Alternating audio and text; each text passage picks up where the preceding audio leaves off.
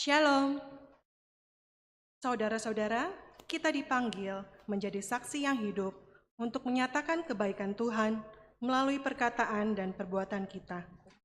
Dalam menjalani panggilan tersebut, tantangan, penolakan, bahkan penderitaan menjadi hal yang tidak terhindarkan. Kendati demikian, kasih dan penyertaan Tuhan senantiasa hadir di setiap waktu untuk menguatkan dan menuntun langkah kita. Ia pun memberi pesan agar tidak menjadi takut, bahkan mundur dari panggilan perutusan kita. Kita dituntun tema, tiada yang dapat memisahkan. Mari jemaat kita berdiri dan memuliakan Tuhan dari menyanyi Hari Minggu, Hari yang Mulia.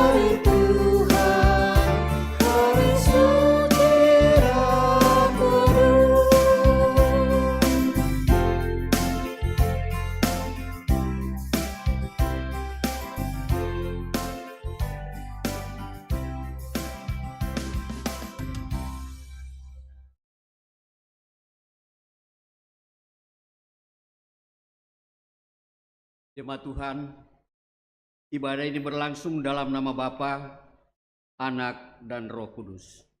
Amin. Salam sejahtera bagi kamu sekalian di dalam Yesus Kristus, Sang Juru Selamat kita. Dan bagimu juga.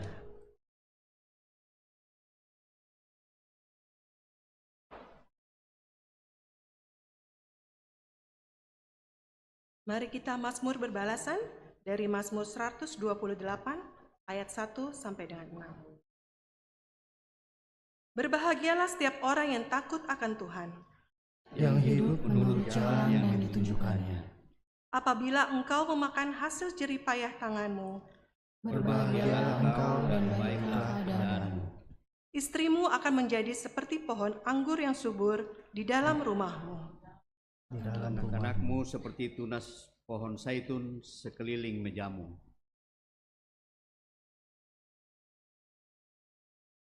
Sesungguhnya demikianlah akan diberkati Orang laki-laki yang takut akan Tuhan, kiranya Tuhan memberkati engkau dari Sion, supaya engkau melihat kebahagiaan Yerusalem seumur hidupmu.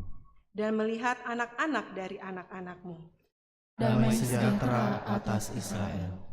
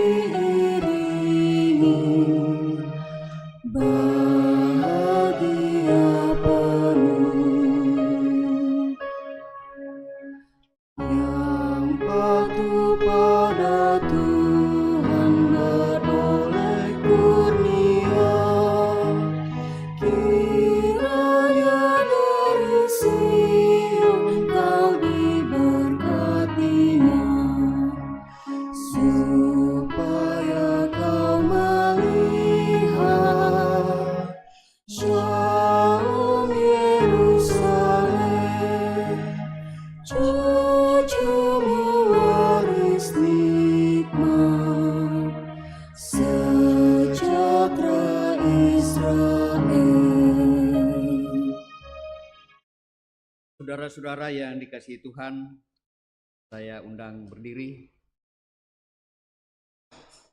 Kita akan mendengarkan perintah mengasihi dari Markus pasal 12 ayat 29 sampai 31. Hukum yang terutama ialah, dengarlah hai orang Israel, Tuhan Allah kita, Tuhan itu Esa. Kasihilah Tuhan Allahmu dengan segenap hatimu, dan dengan segenap jiwamu, dan dengan segenap akal budimu, dan dengan segenap kekuatanmu. Dan hukum yang kedua ialah, kasihilah sesamamu manusia seperti dirimu sendiri. Tidak ada hukum lain yang lebih utama daripada kedua hukum ini.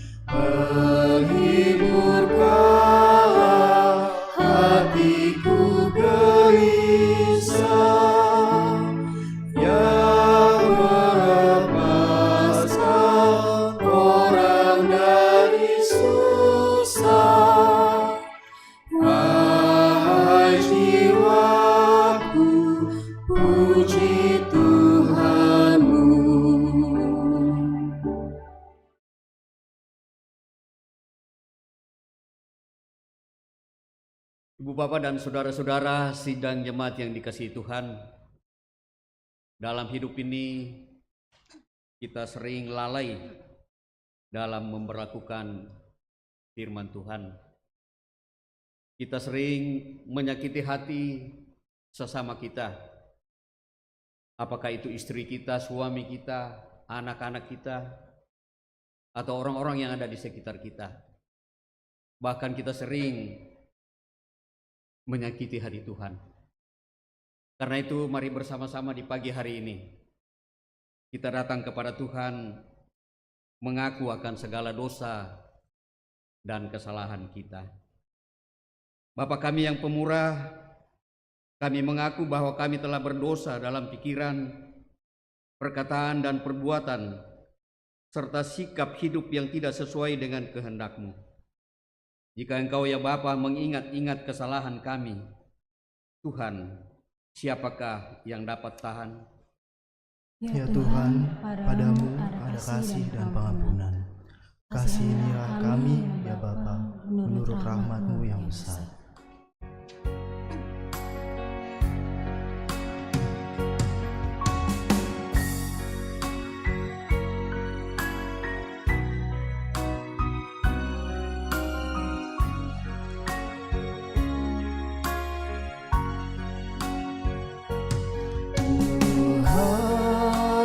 Bila hati kawanku terluka oleh tingkah ujarku, dan kehendakku jadi panuku, ampunilah.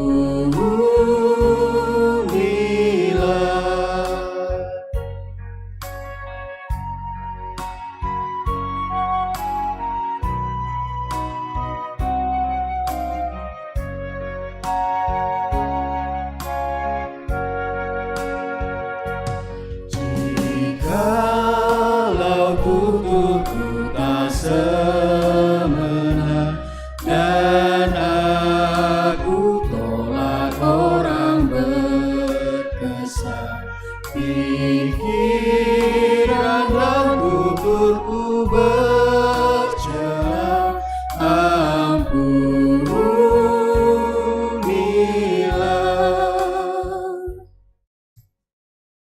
Ibu bapak dan saudara-saudara yang dikasihi Tuhan, kita akan mendengarkan berita anugerah dari Tuhan melalui Matius pasal 5 ayat 10 sampai 12. Kepada kamu sekalian yang tunduk dalam penyesalan, berita anugerah dari Allah dinyatakan kembali. Berbahagialah orang yang dianiaya oleh sebab kebenaran, karena merekalah yang empunya kerajaan sorga. Berbahagialah kamu jika karena aku kamu dicela dan dianiaya, dan kepadamu difitnahkan segala yang jahat. Bersukacita dan bergembiralah, karena upahmu besar di sorga. Sebab demikian juga telah dianiaya nabi-nabi yang sebelum kamu.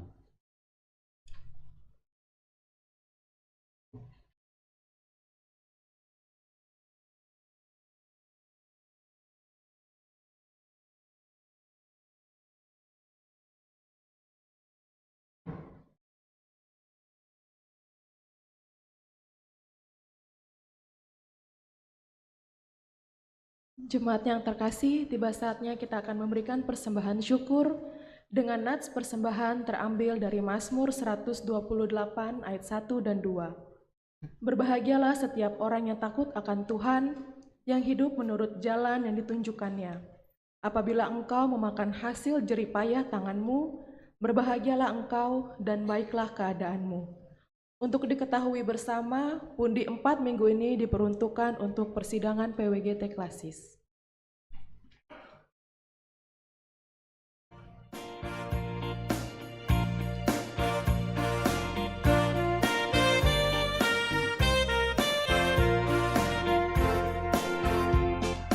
Tabur waktu pagi, tabur beri kasih, tabur waktu siang, terus sampai senja.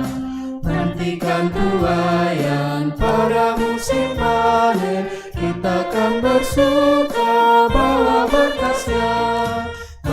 berkasnya, masuk lumbungnya.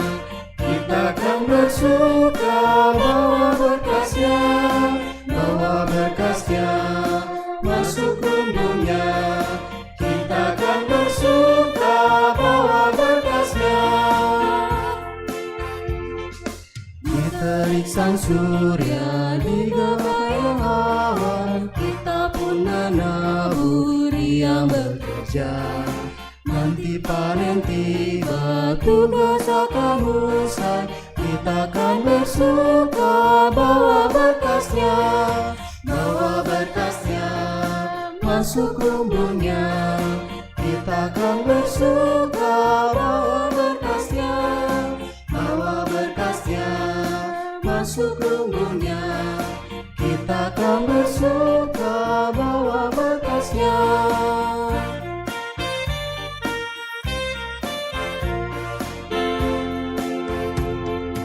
Maju walau sukar, tabur bagi Tuhan, biar jiwa raga susah dan lelah. Sampai akhir nanti kita disambutnya, kita akan bersuka bawa berkasnya, masuk lumbungnya. Kita akan bersuka bawa berkasnya, masuk lumbungnya.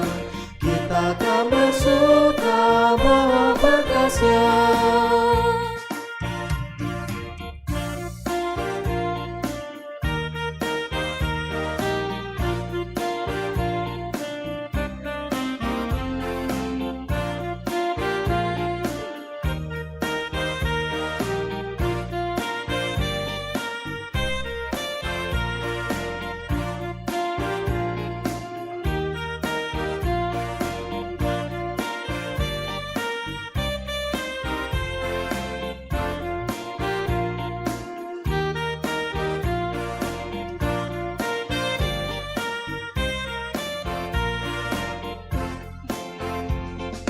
Tabur waktu pagi, tabur beri kasih, tabur waktu siang, terus sampai senja. Nantikan tuaian pada musim panen, kita akan bersuka bawa berkasnya, masuk lumbungnya. Kita akan bersuka bawa berkasnya, masuk lumbungnya. kita kan bersuka bawa berkasnya.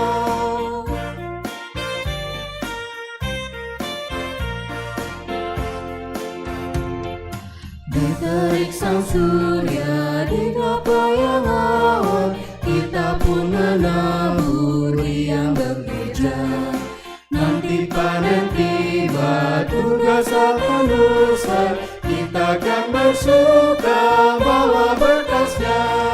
Bawa berkasnya, masuk lumbungnya, kita kan bersuka bawa berkasnya. Bawa berkasnya, masuk lumbungnya, kita kan bersuka bawa berkasnya. Kita berdoa. Segala puji dan syukur kami panjatkan kehadirat-Mu ya Bapa di dalam surga. Engkau yang telah menganugerahkan hari yang indah ini untuk boleh kami nikmati bersama dengan keluarga dan saudara kami di tempat ini untuk memuji dan menyembah nama-Mu. Bapa di surga, pada kesempatan ini kami membawa persembahan sebagai wujud rasa syukur kami. Kiranya persembahan ini boleh berbau harum di hadapan-Mu ya Tuhan. Terimalah persembahan kami, berkatilah orang-orang yang dipakai Tuhan untuk mengolahnya di dalam nama Tuhan kami Yesus Kristus. Kami berdoa dan mengucap syukur. Amin.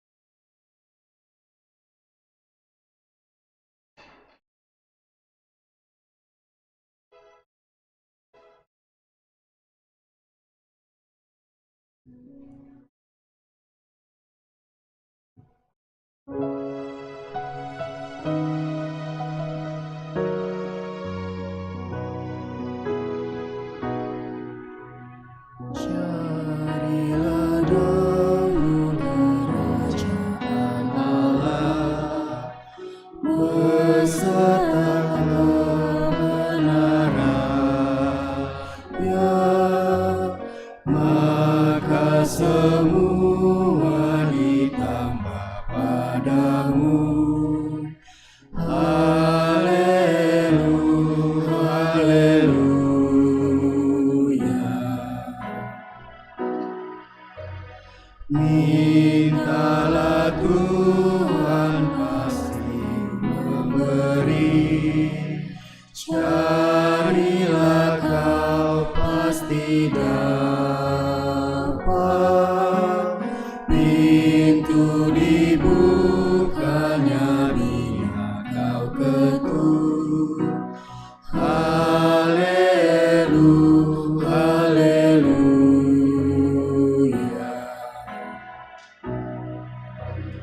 Bukan makanan saja kau perlu, paling perlu firman Allah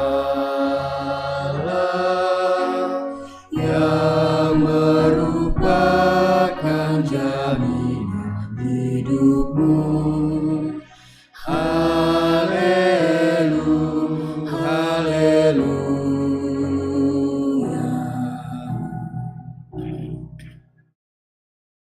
Ibu Bapak dan saudara-saudara yang dikasihi Tuhan, mari siapkan Alkitab kita. Kita akan membaca 3 bagian dari Alkitab. Yang pertama dari Kejadian pasal 29 ayat 15 sampai 30. Bacaan yang kedua yang merupakan bahan utama kita dalam perenungan pada saat ini, yaitu dari Roma pasal 8 ayat 31 sampai 39, dan bacaan Injil dari Matius pasal 13 ayat 31 sampai 33, dan dilanjutkan pada ayat yang ke-44 sampai dengan ayat yang ke-52. Mari Bapak Ibu kita siapkan hati kita untuk masuk dalam pembacaan dan perenungan firman Tuhan. Terlebih dahulu kita mohon pertolongan kepada Tuhan, kiranya Roh Kudus Tuhan akan menolong kita dalam memahami firman Tuhan ini. Kita berdoa. Terpuji namamu ya Allah, Bapa kami di sorga, Allah pemilik kehidupan kami, Allah yang penuh dengan kasih setia dalam ketidaksetiaan kami. Di pagi hari yang Tuhan kuduskan ini, seberapa kami anggota jemaat-Mu di tempat ini datang dan hadir bersama-sama di rumah-Mu yang kudus di sini, mengucap syukur kepadamu, tetapi sekaligus rindu untuk mendengarkan sabda kebenaran-Mu. Ya Roh Kudus Tuhan, hadirlah di tengah-tengah persekutuan kami saat ini. Terlebih ketika kami membaca dan merenungkan firman-Mu, yang kami yakini akan menguatkan kami, menopang dan menuntun kami dalam sepanjang perjalanan hidup yang Tuhan masih anugerahkan. Hamba-Mu yang penuh dengan kelemahan ini Tuhan, perlengkapi kiranya hamba-Mu dengan kuat kuasa Roh Kudus-Mu. Mampukan hamba-Mu untuk dapat menyampaikan apa yang Tuhan kehendaki melalui pemberitaan firman-Mu saat ini. Pakai mulut bibir hamba-Mu yang penuh dengan dosa ini untuk menjadi saluran berkat bagi kami semua. Berfirmanlah ya Tuhan, kami telah siap untuk mendengarkan sabda-Mu. Ampuni salah dosa kami, dengarkan kami yang datang kepadamu. Di dalam Yesus Kristus Tuhan dan Juru Selamat kami. Amin.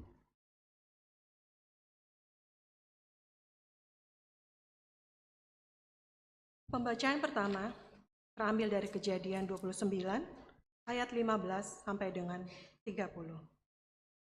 Yakub di rumah Laban.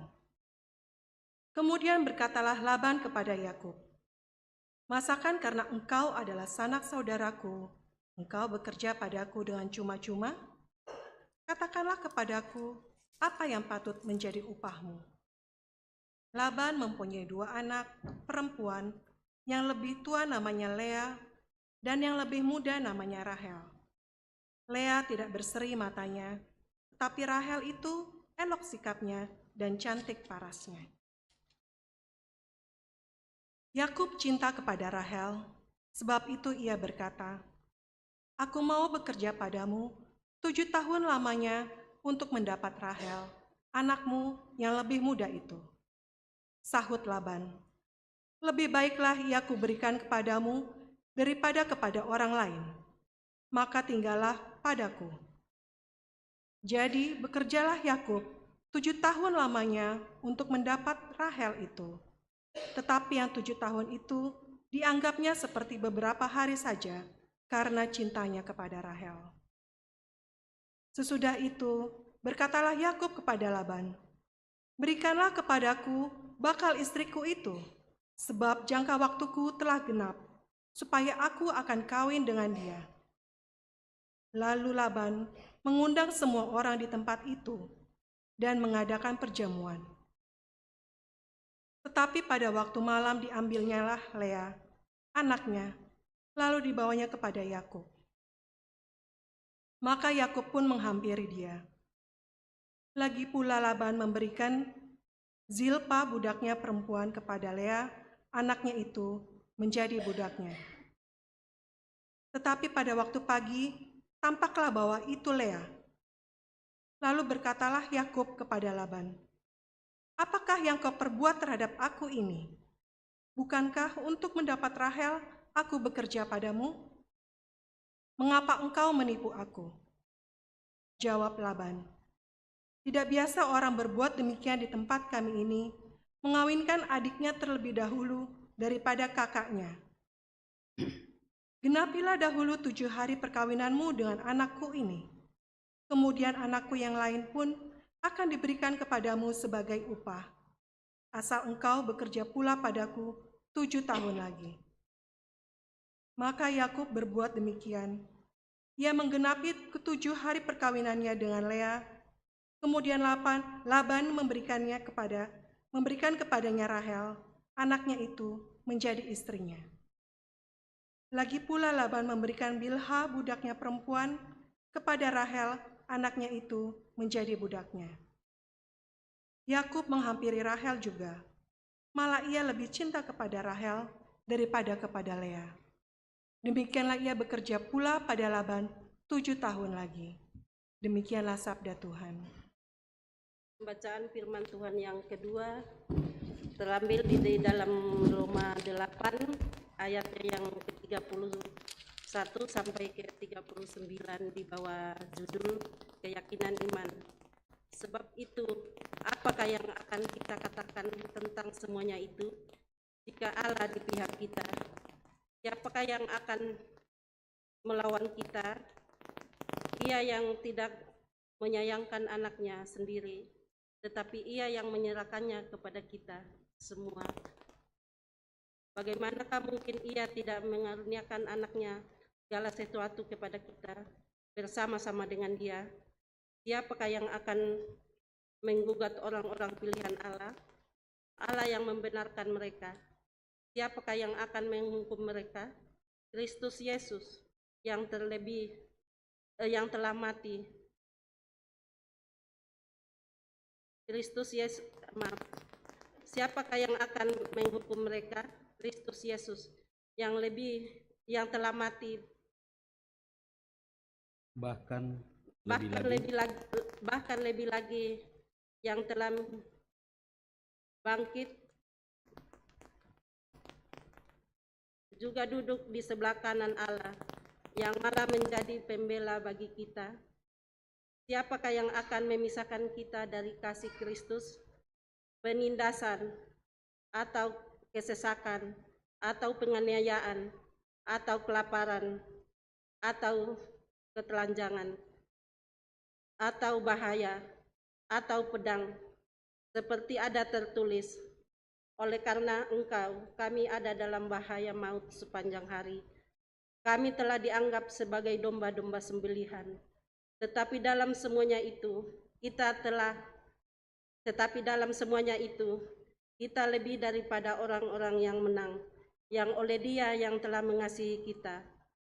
Sebab aku yakin bahwa baik maut maupun hidup, baik malaikat-malaikat maupun pemerintah-pemerintah, baik yang ada sekarang maupun yang akan datang, atau kuasa-kuasa, baik yang ada di atas maupun yang ada di bawah, ataupun sesuatu makhluk lain, tidak akan dapat memisahkan kita dari kasih Allah yang ada dalam Kristus Yesus Tuhan kita. Demikian firman Tuhan, haleluya.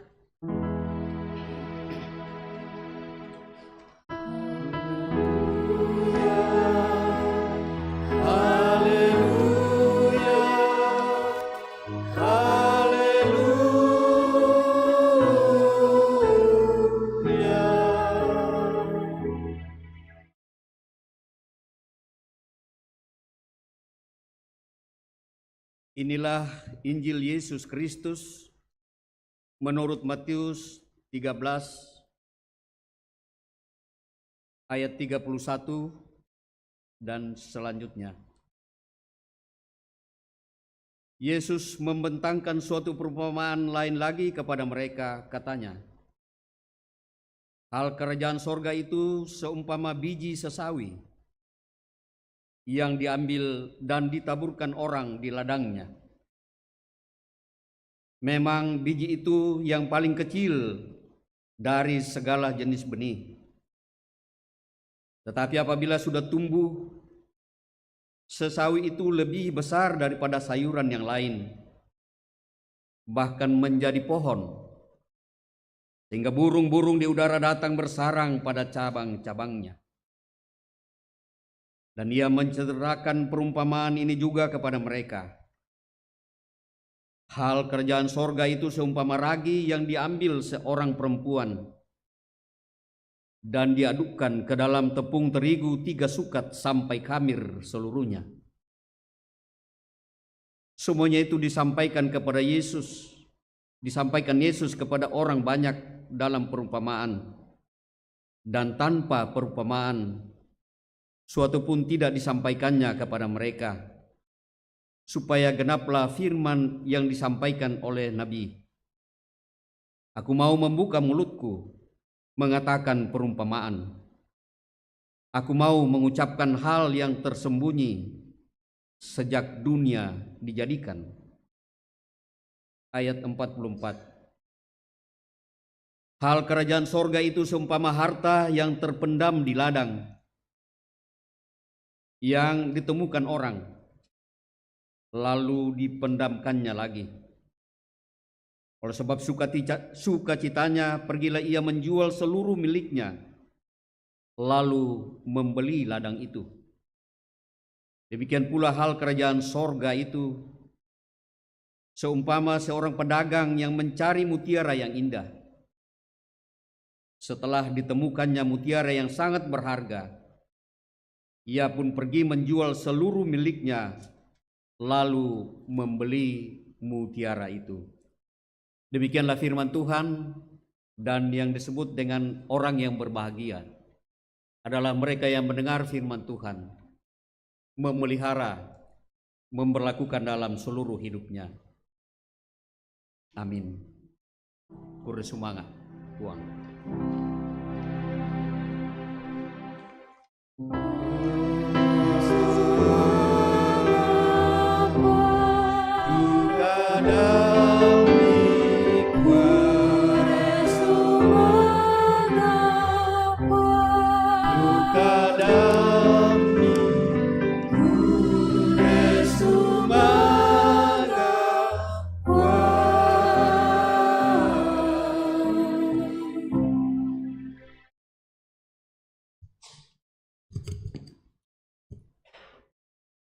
Shalom. Apa kabar? Luar biasa ya. Ya, puji Tuhan. Kita hadir pada pagi hari ini dengan suasana yang penuh sukacita. Ibu bapak dan saudara-saudara yang dikasihi Tuhan, dari bahan utama bacaan kita tadi, oleh Gereja Toraja diberi sebuah tema untuk menuntun kita dalam perenungan ini adalah tiada yang dapat memisahkan. Saya ulangi lagi, tiada yang dapat memisahkan. Pertanyaannya adalah, kalau begitu, hal apa saja yang dapat memisahkan kita dari kasih Kristus?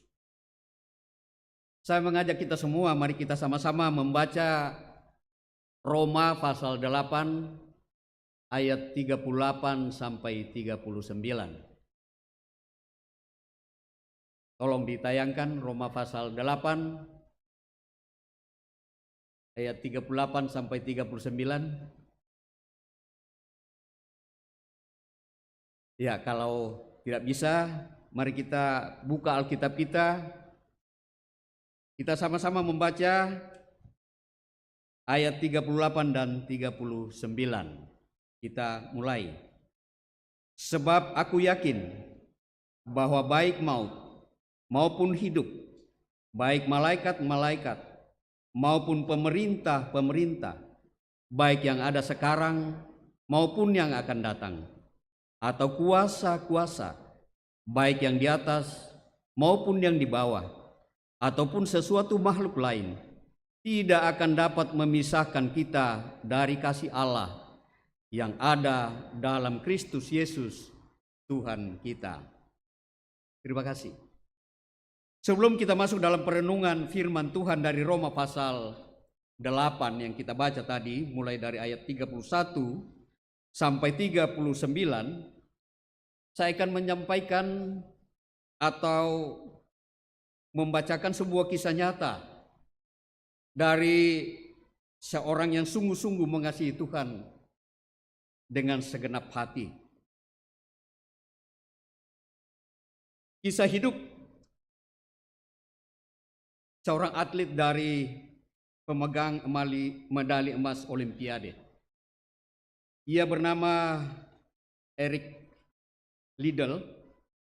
Ia lahir di Cina, Tianjin, Tiongkok pada tanggal 16 bulan 1 tahun 1902 dan ia meninggal pada tanggal 21 bulan 2 tahun 1945.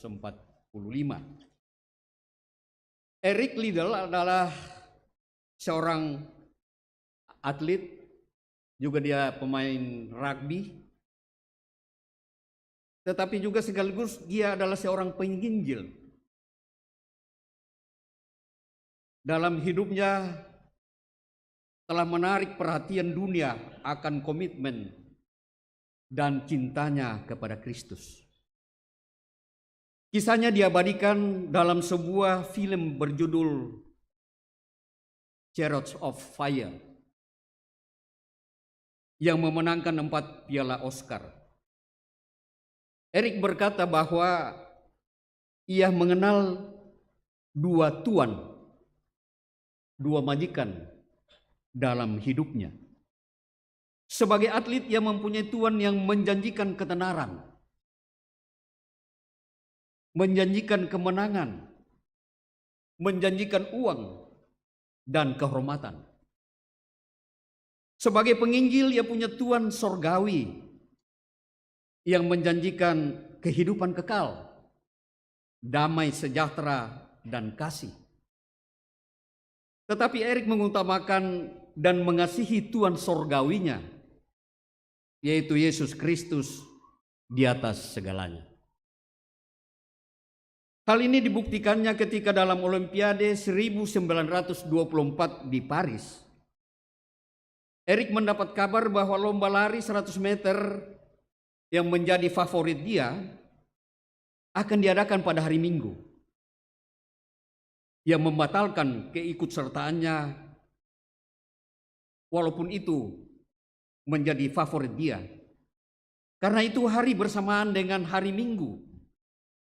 Dan justru ia memilih untuk berkhotbah di sebuah gereja di Paris.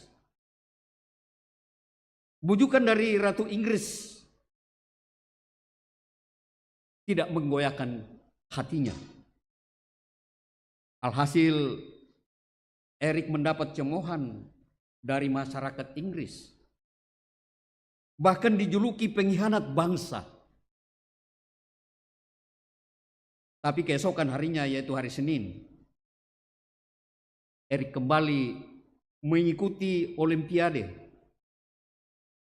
Ia berhasil meraih medali emas pada lomba lari 400 meter. Nomor lari yang jauh lebih panjang dan sebenarnya bukan merupakan spesialisasinya dan favoritnya. Namun justru ia menang. Ibu bapak dan saudara-saudara yang dikasihi Tuhan, agak berlawanan dengan konteks bacaan kita pada hari ini yang menjadi bahan utama kita. Perikop bacaan bahan utama kita dari Roma pasal 31 Roma pasal 8 ayat 31 sampai dengan 39 menceritakan bagaimana konteks jemaat Roma ketika itu. Jemaat Roma pada zaman Rasul Paulus mendapat banyak ketekanan baik dari orang Yahudi maupun orang-orang Roma sendiri.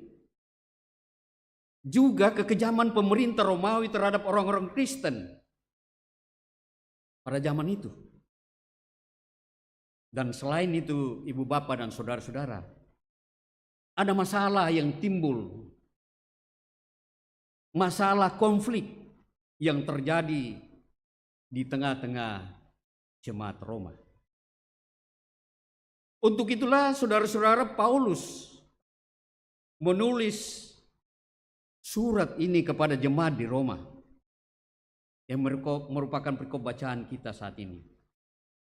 Sangat jelas saudara-saudara, Paulus memberikan penghiburan tetapi juga sekaligus penguatan serta keyakinan iman kepada jemaat di Roma dalam menghadapi pergumulan hidup, situasi suasana hidup yang dialami oleh jemaat Roma ketika itu. Pertanyaannya saudara-saudara, apakah keselamatan kita berlaku tetap dalam segala situasi dan kondisi? Pertanyaan bagi saudara-saudara dan saya. Ketika kita mengalami masalah atau penderitaan, bukankah kadangkala kita bertanya-tanya? Bukankah kadangkala kita merasakan apakah Allah sedang menjauh dari kita? Apakah Allah meninggalkan kita atau apakah Allah masih mengasihi kita? Itu sering terlontar dalam pikiran kita, dalam hati kita, dalam kehidupan kita. Saudara-saudara, Paulus tidak menolak fakta bahwa orang Kristen juga menghadapi musuh dan masalah. Bahkan melalui Mazmur 44 ayat 23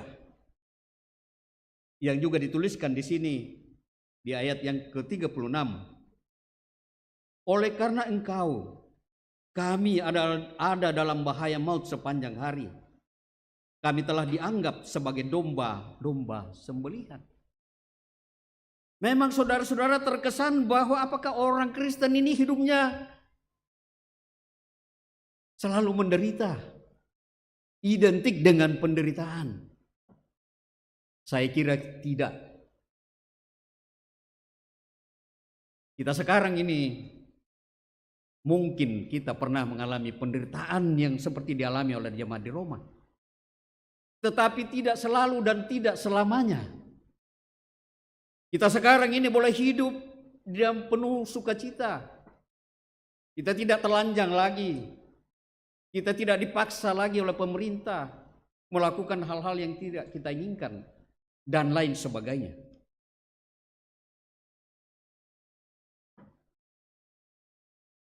Orang percaya harus tahu bahwa pencobaan dan penderitaan bukan merupakan tanda bahwa Allah mengalihkan kasih-Nya.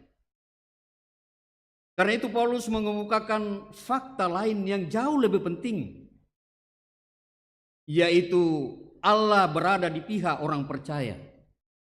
Ayat 31 dari pembacaan kita. Saudara-saudara, jika Allah di pihak kita, siapakah yang dapat melawan kita? Adakah pihak yang dapat mengalahkan atau menggugat orang-orang pilihan Allah itu sendiri? Lalu saudara-saudara, jika Allah yang menjadi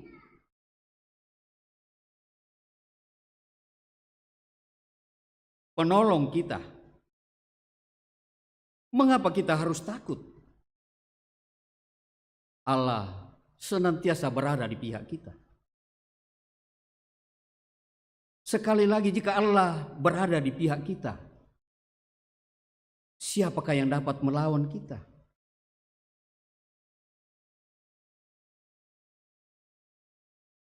Saudara-saudara yang dikasihi Tuhan, kita pun harus mengingat bahwa salib telah mendemonstrasikan anugerah Allah yang begitu besar bagi manusia, bagi saudara-saudara dan saya.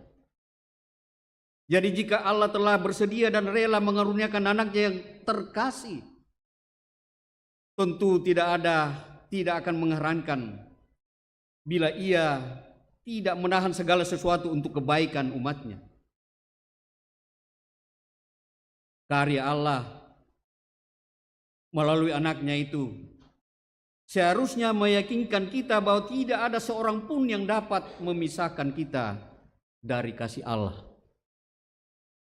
Karya Allah melalui penderitaan Yesus Kristus di atas kayu salib. Bahkan ia mati, dikuburkan, namun ia bangkit dari antara orang mati. Sehingga walau kita mengalami penderitaan, kita harus memandang hal itu sebagai konsekuensi dari identifikasi kita dengan Kristus. Pertama Petrus pasal 2 ayat 21 sampai 25. Di sana dicatatkan, saudara-saudara saya, umat Allah dipanggil untuk menjadi teladan bagi orang-orang yang ada di sekitar kita. Karena Yesus yang adalah Tuhan dan Juru Selamat kita itu telah memberikan keteladanan yang luar biasa bagi kita. Ibu bapak dan saudara-saudara yang dikasihi Tuhan, pertanyaannya adalah bagaimana dengan keadaan kita di zaman sekarang ini yang mungkin tidak lagi mengalami penindasan. Sekarang ini mungkin kita tidak lagi mengalami penganiayaan atau kelaparan atau ketelanjangan.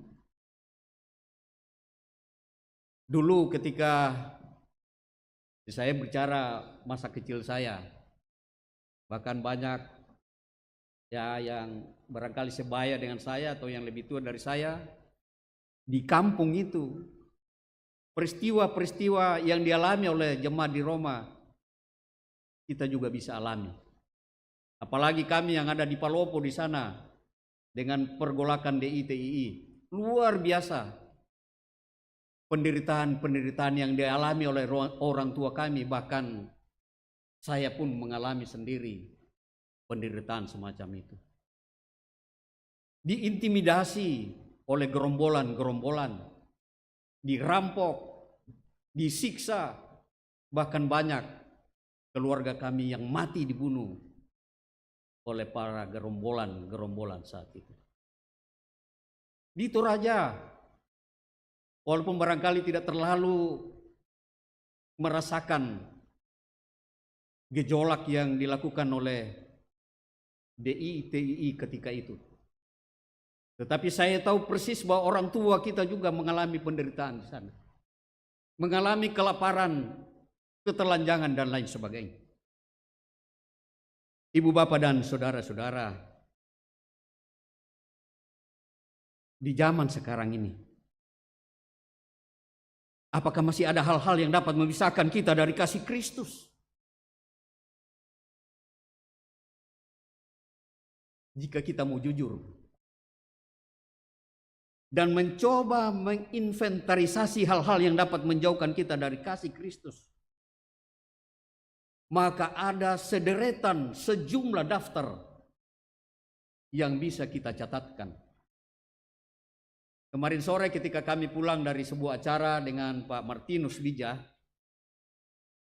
kami bercakap-cakap di mobil. Saya bilang, ini tema perenungan kita besok, bahkan sepanjang minggu ini, yaitu dari Roma, yang menekankan bahwa yang memisahkan atau tiada lagi yang memisahkan kita dari kasih Allah selain penderitaan dan lain sebagainya. Apalagi kira-kira? Pak Martinus mulai menyampaikan, oh banyak katanya. Banyak. Kami sudah mulai satu-satu mengidentifikasi. Seperti apa misalnya? Coba, dari ibu bapak adakah yang mau menyampaikan salah satu apa yang bisa memisahkan kita dari kasih Allah? Barangkali Pak Martinus masih ingat apa yang kita percakapkan kemarin sore, coba disampaikan. Ya. Satu, jabatan. Kedua, cinta. Wah, ini kalau cinta ini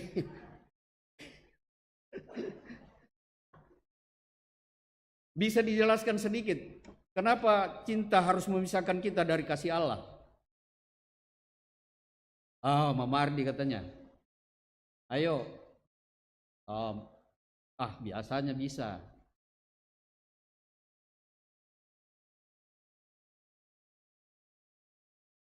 Kekecewaan, ya.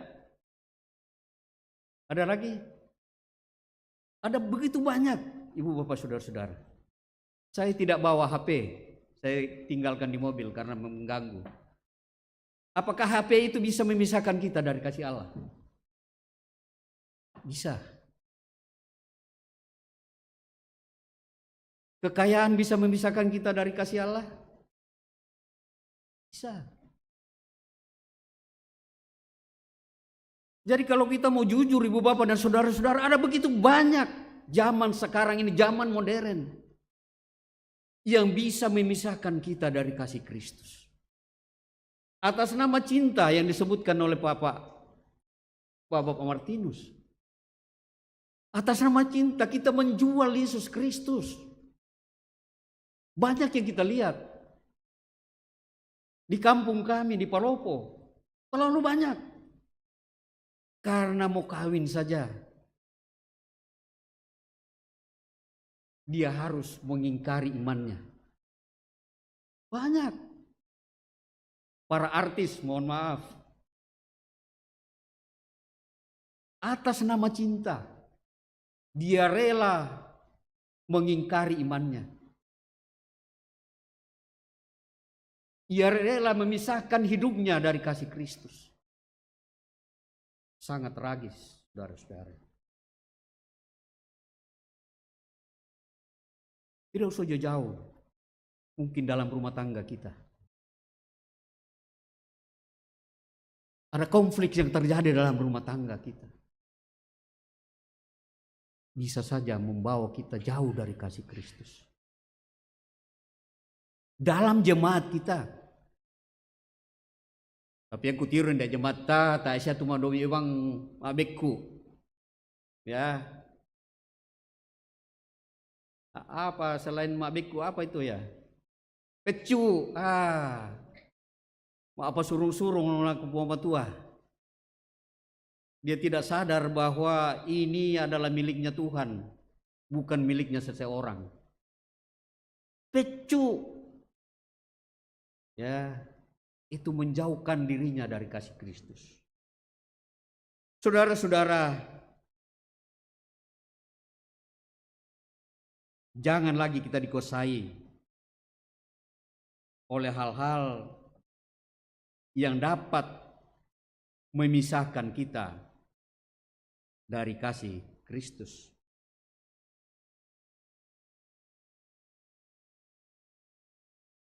Yesus telah berkorban untuk saudara-saudara dan saya. Dia telah menunaikan tugasnya di atas kayu salib. Guna menyelamatkan kita orang-orang yang berdosa ini.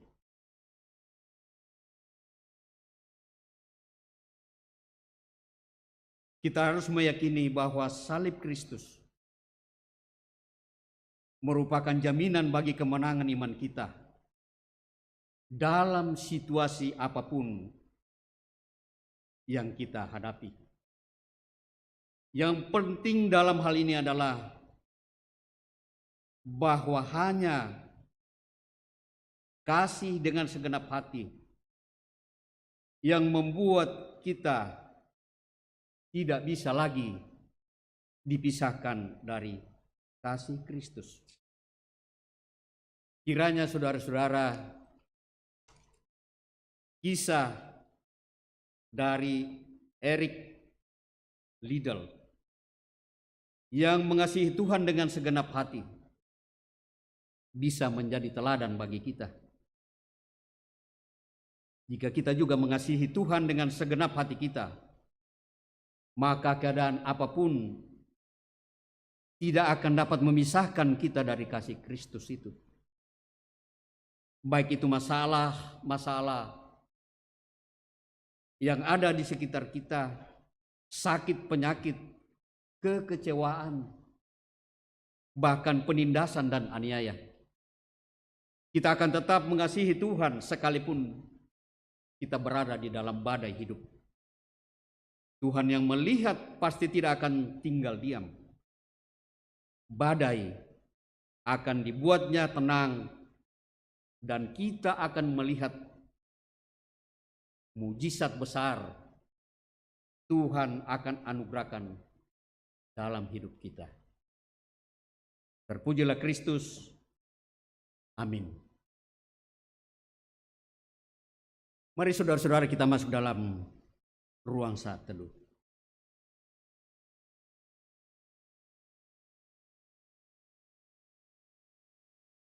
Ya Bapa, ampuni kiranya kami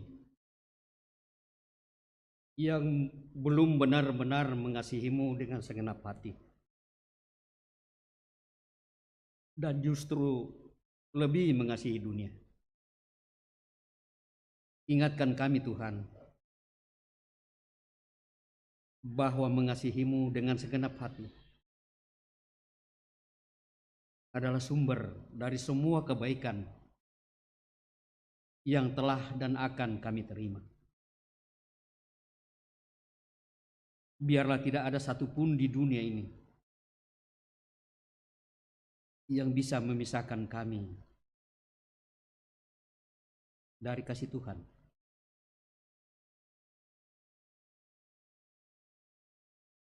Amin.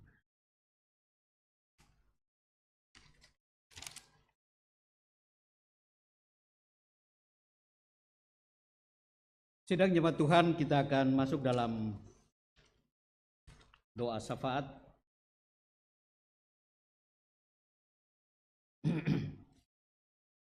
Ada beberapa pokok doa yang kita akan dukung dalam doa syafaat ini.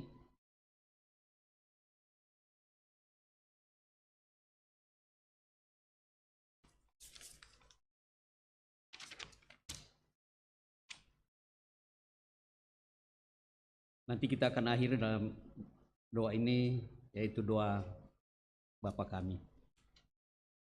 Mari kita tunduk kepala dan kita berdoa.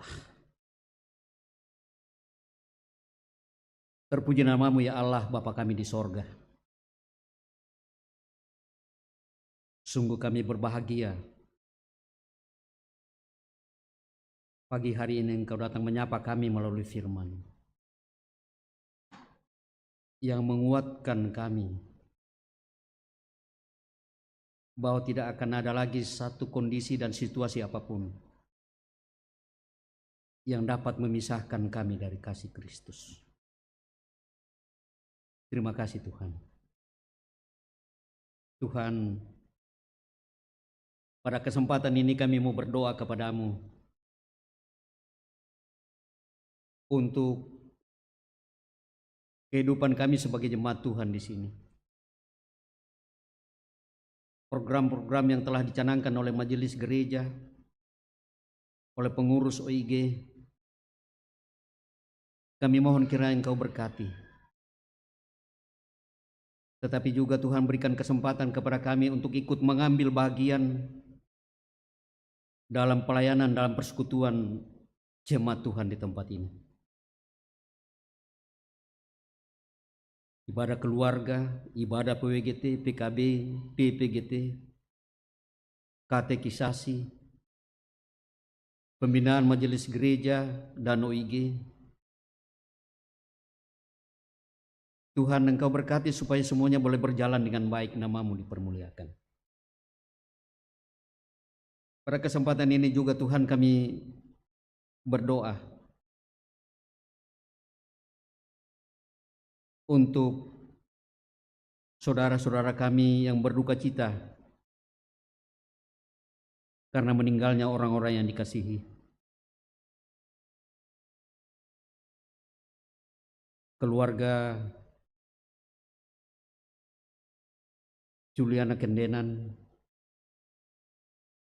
keluarga Nyonya Lince Eskandari.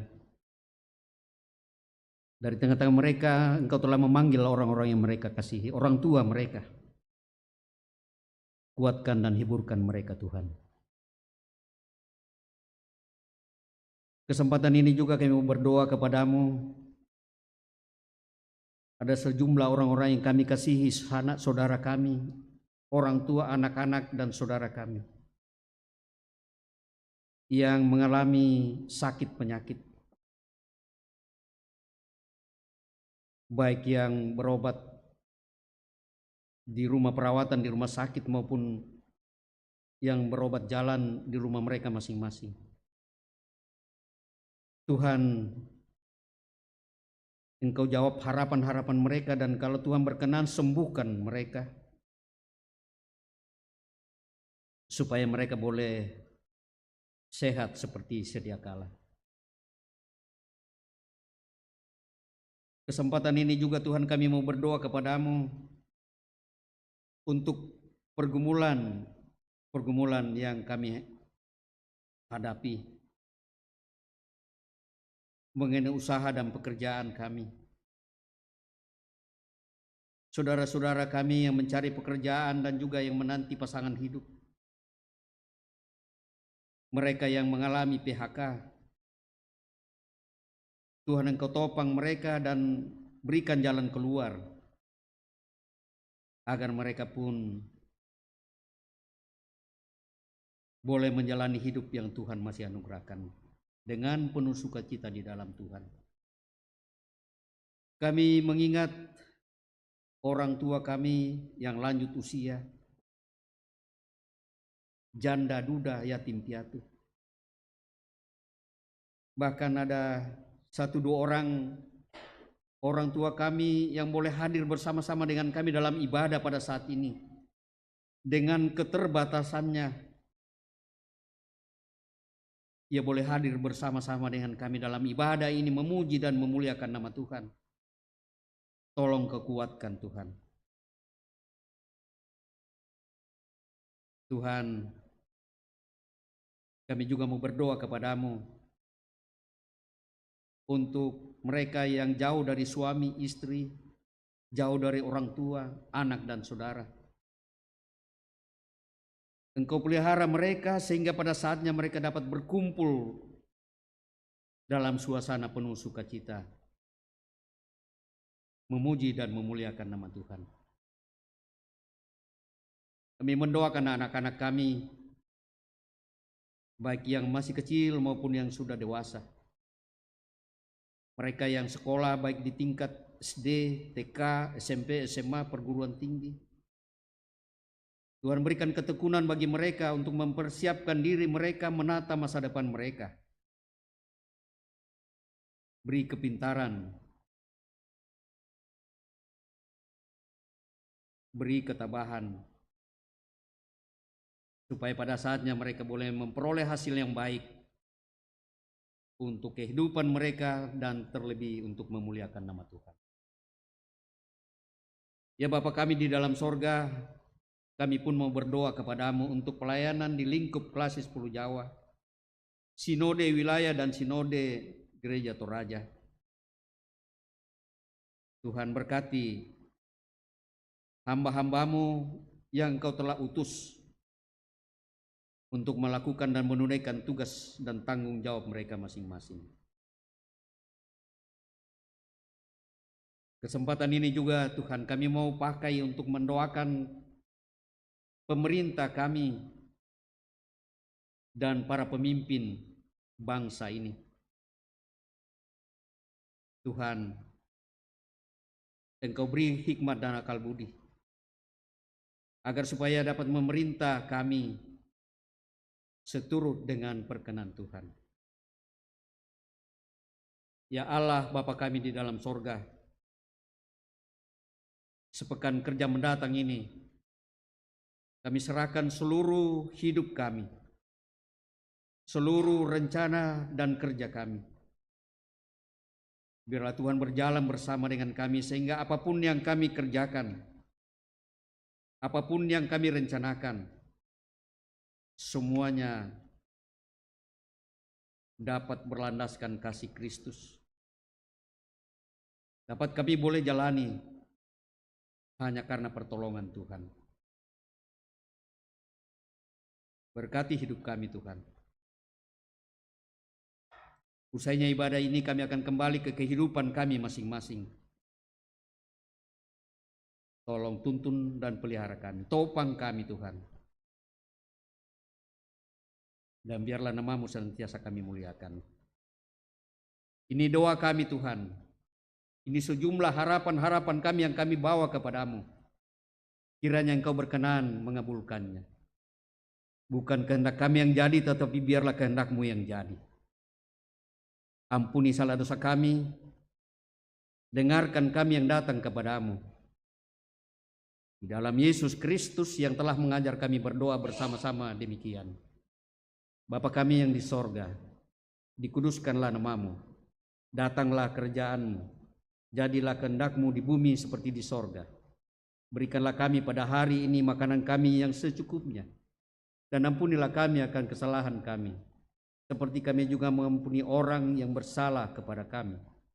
Dan janganlah membawa kami ke dalam pencobaan, tetapi lepaskanlah kami daripada yang jahat. Karena Engkaulah yang punya kerajaan dan kuasa dan kemuliaan sampai selama-lamanya. Amin.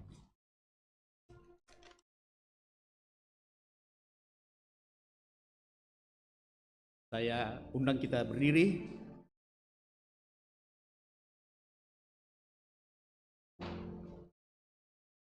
Dengarkanlah sekarang petunjuk hidup baru dari Roma pasal 8 ayat 35 sampai 37. Siapakah yang akan memisahkan kita dari Kristus? Penindasan atau kesesakan, atau penganiayaan, atau kelaparan, atau ketelanjangan, atau bahaya, atau pedang. Seperti ada tertulis, oleh karena Engkau kami ada dalam bahaya maut sepanjang hari. Kami telah dianggap sebagai domba-domba sembelihan. Tetapi dalam semuanya itu, kita lebih daripada orang-orang yang menang oleh Dia yang telah mengasihi kita.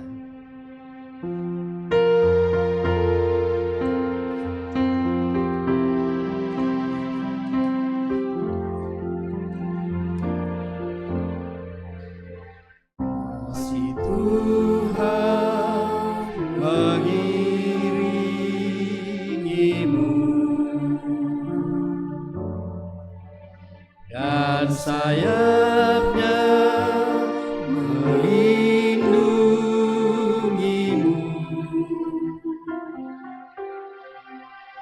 tangan Tuhan pegang di dalam hidupmu, majulah dalam terang kasih-Nya.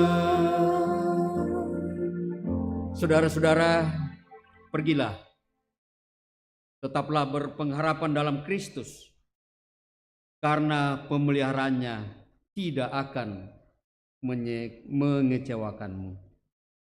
Terpujilah Kristus Allah kita. Mari kita terima berkat dari Tuhan. Tuhan memberkati kita dan melindungi kita. Tuhan menyinari kita dengan wajah-Nya dan memberi kita kasih karunia. Tuhan menghadapkan wajah-Nya kepada kita dan memberi kita damai sejahtera.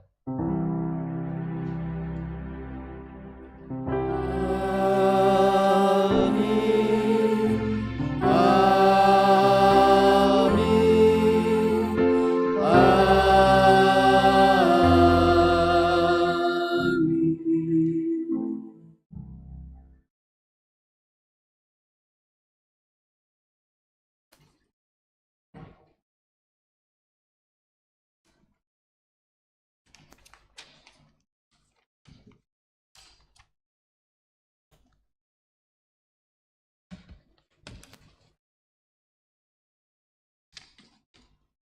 Dimohon kesabaran dari warga jemaat untuk mendengarkan beberapa penekanan di dalam warta jemaat. Majelis Jemaat mengucapkan selamat hari Minggu dan selamat kepada seluruh warga jemaat yang mengalami persekutuan dengan Tuhan dalam ibadah hari Minggu saat ini. Jika ada anggota jemaat yang membutuhkan pelayanan, dapat menghubungi tata usaha atau majelis gereja. Bersyukur kepada Tuhan yang telah mengutus hambanya, Bapak Penatua Salce Talama, yang telah melayani kita pada siang hari ini. Kiranya kasih dan pimpinan Tuhan menyertai Bapak dalam pelayanan bersama dengan keluarga. Bersyukur kepada Tuhan yang telah memperkenankan semua yang telah melayani pada ibadah hari ini. Majelis yang bertugas, kantoria, pemain musik, operator multimedia, dan operator sound system, Tuhan memberkati Bapak, Ibu, Saudara-saudara sekalian. Warta Komisi PWG, pembinaan untuk Majelis Gereja dan OIG akan dilaksanakan pada hari Sabtu, tanggal 5 Agustus 2023 jam 9. WIB bertempat di Ruang Serbaguna Jemaat Kramat. Materinya adalah 1. Pemahaman tata gereja oleh Bapak Pendeta Yoel Tangkedatu.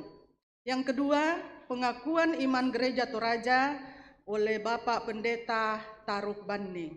Demikian disampaikan kepada semua majelis dan semua OIG. Undi 4 untuk hari Minggu tanggal 30 Juli diperuntukkan untuk PWGT klasis untuk persidangan. Warta SMGT, anak-anak sekolah minggu yang saat ini sedang mengadakan sekolah Alkitab liburan atau salib, SMGT pada tanggal 28 sampai dengan hari ini 30 Juli di Gunung Pancar, mohon dukungan doa dari warga jemaat. Disampaikan ada lowongan kerja. Dibutuhkan staf tata usaha Gereja Toraja Jemaat Kramat dengan persyaratan sebagai berikut. 1. Pendidikan minimal D3. 2. Berusia antara 25 sampai dengan 35 tahun. Keempat, beragama Kristen Protestan. Keempat, dapat mengoperasikan komputer dengan terampil menggunakan Office, Excel, Word, PPT. Bersedia mengikuti jam operasional di Gereja Toraja Jemaat Kramat, sehat jasmani dan rohani. Lamaran dapat disampaikan secara langsung ke tata usaha gereja atau dikirim ke alamat Jalan Kramat Jaya, Gang Pepaya 2, nomor 16, Kelurahan Semper Barat, Kecamatan Cilincing, Jakarta Utara. Lamaran bersifat terbuka, baik kepada warga jemaat atau bukan warga jemaat Gereja Toraja, sepanjang memenuhi persyaratan yang telah ditetapkan. Ibadah keluarga disampaikan kepada kita semua warga jemaat untuk memperhatikan setiap jadwal keluarga, baik jadwal keluarga, ibadah keluarga maupun jadwal ibadah PWGT. Amplop PSB diinformasikan kepada warga jemaat bahwa amplop persembahan sudah untuk bulan Agustus sudah tersedia di kotak persembahan. Anggota jemaat yang berulang tahun disampaikan kepada anggota jemaat yang mengalami anugerah Tuhan lewat pertambahan usia, kiranya Tuhan Yesus menyempurnakan sukacita mereka serta memberkati di dalam kehidupannya. Juga telah didukung di dalam doa saudara-saudara kita yang dalam kelemahan tubuh, tetap kita mendoakan, tetap kita dukung di dalam doa. Semoga warga jemaat yang sakit, semoga cepat sembuh dan di hari-hari berikutnya kita akan kembali berkumpul untuk beribadah bersama. Mohon maaf bila terdapat kesalahan dalam warta jemaat ini. Koreksi dan tambahan dapat disampaikan ke kantor gereja melalui TU atau majelis gereja. Demikian penyampaian penekanan warta jemaat pada siang ini, kiranya Tuhan memberkati kita semua.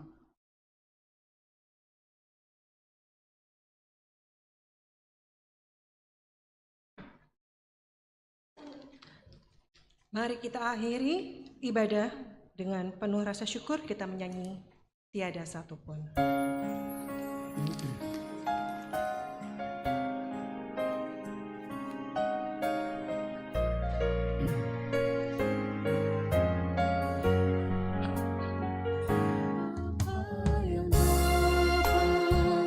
Memisahkanku dari kasih-Mu, Tuhan sahabatku. Kelaparankah, ketelanjangankah, tak satupun, tak satupun yang dapat memisahkanku dari kasih-Mu, Tuhan sahabatku. Aniayakah, penderitaanKah, tak satupun, tak satupun. Tiada satupun seperti Kau, Yesus, Kau sahabat yang sejati. Dalam bahaya Kau menggendongku, Engkau Yesus sahabatku.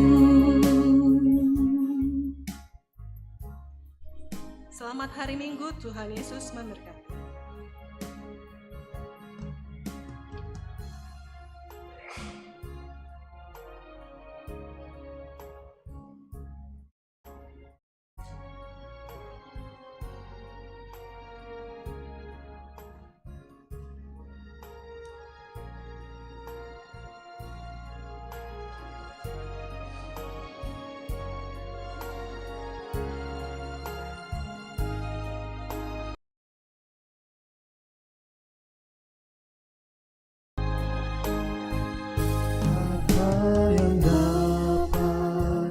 Memisahkanku dari kasih-Mu,